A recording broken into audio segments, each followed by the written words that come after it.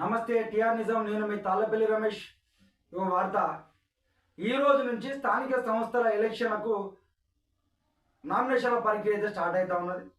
ఇక ఈ రోజు నుంచి మొదటి విడత ఎలక్షన్కు సంబంధించి ఈ 3 రోజులు నామినేషన్ ప్రక్రియ అయితే స్టార్ట్ అవుతా ఉన్నది. ఇక వాళ్ళ కష్టాలు మొదలైతాయి.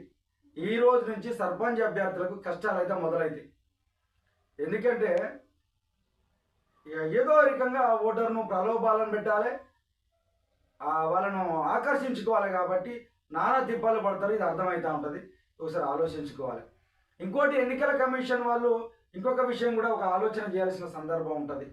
ఎందుకంటే ఈరోజు ఏమని చెప్తారంటే, ఇక మేము మద్యాన్ని, డబ్బును ఎక్కడ దొరికితే అక్కడ సీజ్ చేస్తామని చెప్పేసి చెప్తా ఉన్నారు.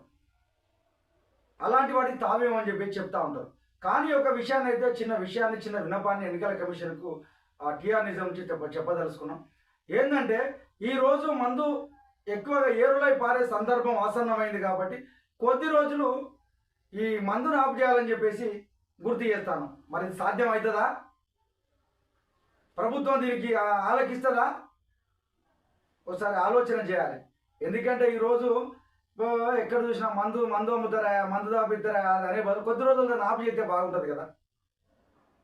ఏదో దాన్ని ఇక మేము కట్టడి చేస్తామనేది కాకుండా నిజంగా దాన్ని ఆపేస్తే కట్టడి అయిపోతుంది. ఆ విధంగా ఉన్న ప్రయత్నాలు చేస్తారో చూడాల్సిన సందర్భం ఉన్నది. ఇక కొన్ని పార్టీల నాయకులు అయితే టెలికాన్ఫరెన్స్లు పెట్టి మీరు కంపల్సరీ గెలవాలి అని చెప్పేసి చెప్తా ఉన్నారు. మరి వాళ్ళకు సపోర్ట్ చేస్తారా? ఆ చెప్పే నాయకులు నిలబడ్డటువంటి క్యాండిడేట్ సపోర్ట్ చేస్తారా? నామినేషన్ ఖర్చుల నుంచి స్టార్ట్ అయితే ఇక ఎన్నికలు అయిపోయేదాకా ఖర్చు ఎవడు భరించాలనే?